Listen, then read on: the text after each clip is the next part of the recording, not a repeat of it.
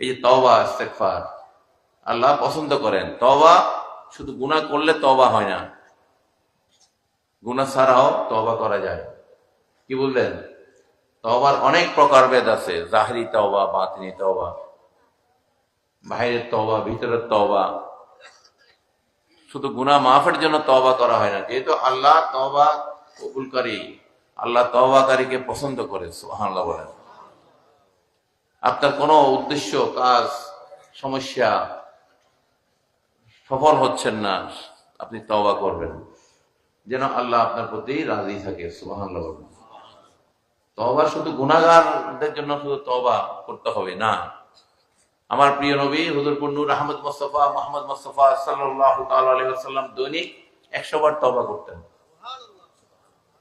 তো ওনারা কি, নবী রাসূলরা কি পাপ করেছেন?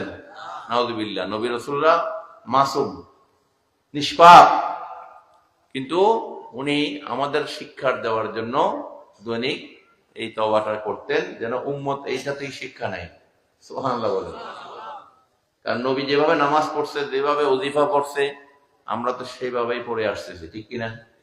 নামাজ যে আমরা যে এশার নামাজ পড়লাম, মাগরিবের নামাজ পড়লাম, 3 রাকাত ফরজ, মাগরিবের 4 রাকাত ফরজ, এশা, হ্যাঁ, এই যে ফরজ, ফজরের নামাজ 2 রাকাত ফরজ, কোরআনে কোন জায়গায় কি লেখা আছে কি কোন ওয়াক্তে কত রাকাত ফরজ নামাজ পড়তে হবে, কিভাবে পড়তে হবে?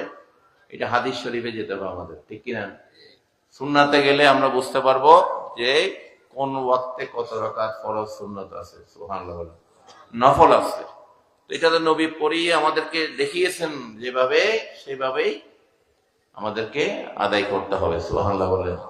তেমনি এই আমরা যে তওবা ইস্তেগফার করি, আল্লাহ রাসূল আমাদেরকে শিক্ষা দিয়েছেন